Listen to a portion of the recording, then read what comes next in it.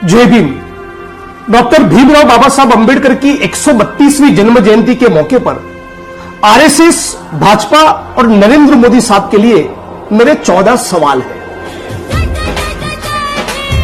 पहला सवाल, दिल्ली की सड़कों पर जब आरएसएस और भाजपा के लोगों ने बाबा साहब अंबेडकर के भारतीय संविधान को जलाया, तब खामोश रहने वाले मोदी साहब अब आप कौन सा मुंह लेकर बाबा साहब को 14 अप्रैल के दिन नीला कुर्ता पहनकर माला अर्पण करने जाओगे?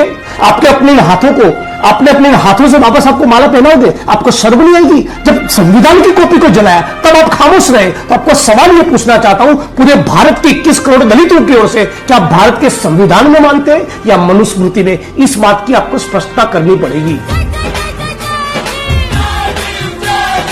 दूसरा सवाल, अभी कुछ दिन पहले भारत की पार्लियामेंट में हमारे गृह मंत्री ने ऑन रिकॉर्ड कहा कि इस मुल्क में पिछले 4 साल में दलित समाज के 1,90,000 लोगों के साथ उत्पीड़न, अत्याचार और एट्रोसिटीज की वारदातें हुई। तो सवाल ये हो रहा है, किस प्रकार का मुल्क है? मोदी साहब, आप तो कह रहे थे कि अच्छे दिन आएंगे, आप तो ये कह रहे कि मुझे बाबा साहब अंबेडकर के लिए बहुत लगाव है, आप तो ये कह रहे थे कि दलित मेरे भाई है, आप तो ये कह रहे थे कि सबका साथ सबका विकास। आपके आरएसएस के लोग सामाजिक समरसता का ढिंढोरा पीट रहे हैं, तो बावजूद उसके 4 साल के दौरान ही इस मुल्क में 1,90,000 दलित उत्पीड़न की वारदातें होती है। आपका इस मुद्दे पर क्या कहना है? क्यों उसके खिलाफ कोई ठोस कार्रवाई नहीं होती? क्यों इस मुद्दे पर आप खामोश हैं? क्यों आप इस मुद्दे पर कोई कार्रवाई नहीं करना चाहते? तीसरा सवाल मोदी साहब आपसे पूछना चाहता हूं, ये 1,90,000 एट्रोसिटीज की दलित उत्पीड़न की वारदातें हुई, लेकिन आप उसमें से एक भी पीड़ित परिवार को मिलने के लिए गए? हाथरस की बेटी के साथ जो हुआ वो पूरे मुल्क और पूरी दुनिया ने देखा। आप उसके मां बाप के आंसू पोंछने के लिए गए? आप तो कुत्ते के मरने पर ट्वीट करते हैं, लेकिन 1,90,000 में से एक भी ऐसी घटना नहीं जब आप दलित परिवार के आंसू पोंछने के लिए गए। तो किस मुंह से आप कहते हैं कि मैं बाबा साहब अंबेडकर के विचारों में मानता हूं? आप जब गुजरात के मुख्यमंत्री थे तब भी कभी एक भी दलित परिवार की मुलाकात नहीं ली। आप जब भारत के प्रधानमंत्री बन चुके हैं तब भी जीवन में कभी आप एक भी दलित एट्रोसिटी के परिवार की मुलाकात नहीं ले रहे। ये किस प्रकार की संवेदनशीलता है?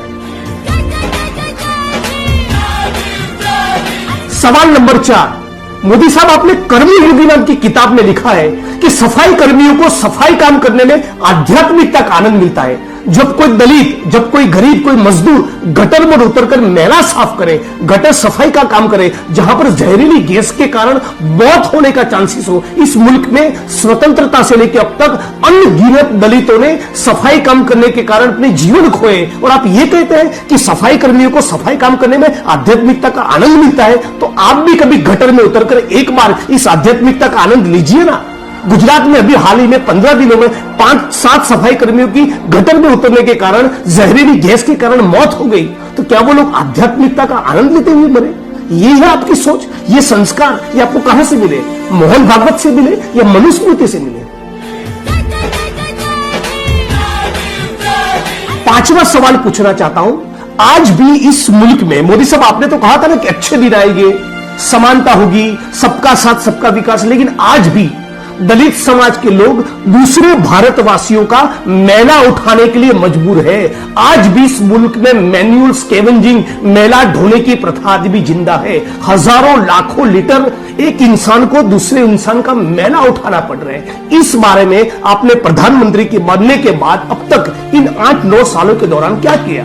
आज भी गुजरात में, भारत में एक सफाई कर्मी, एक दलित समाज का व्यक्ति दूसरे भारतवासी का मैला उठाने के लिए क्यों मजबूर है? छठा सवाल, अस्पृश्यता, छुआछूत भारतीय समाज का कलंक है।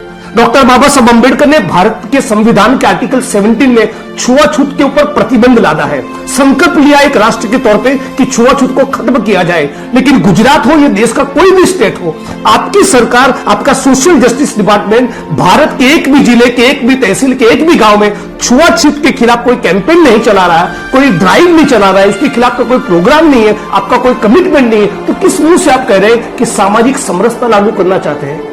मोदी साहब, आखिर आप भारत में छुआछूत को, अस्पृश्यता के कलंक को जिंदा रखना क्यों चाहते हैं?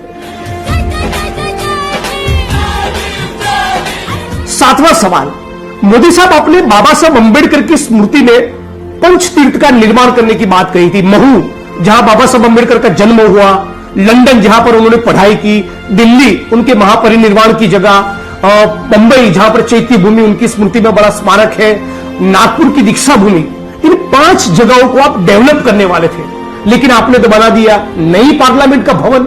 800-900 करोड़ रुपया नई पार्लियामेंट के भवन के निर्माण के लिए है, लेकिन बाबा साहब की स्मृति के पीछे खर्च करने के लिए आपके पास कोई पैसा नहीं। और वैसे भी आप किस मुंह से बाबा साहब की इन स्मारकों का निर्माण करने चाहते हैं? आरएसएस और भाजपा के लोगों की तो परंपरा रही है कि गांव में, तहसीलों में, जिलों में, शहरों में बाबा साहब अंबेडकर के स्टैच्यू को तोड़ने की भाजपा के लोगों की तो परंपरा रही है। इसलिए कहना चाहता हूं, आप वैसे भी आरएसएस की मनुस्मृति की सोच में मानते हैं, तो बाबा साहब अंबेडकर के नाम पे जो भवन है ना, जो स्मृतियां है ना, उनको रिनोवेट करने के बजाय बेहतर है आप आरएसएस के हेडक्वार्टर की मरम्मत में ही लगिए। यही आपकी पर्सनालिटी, यही आपकी विचारधारा को सूट करता है।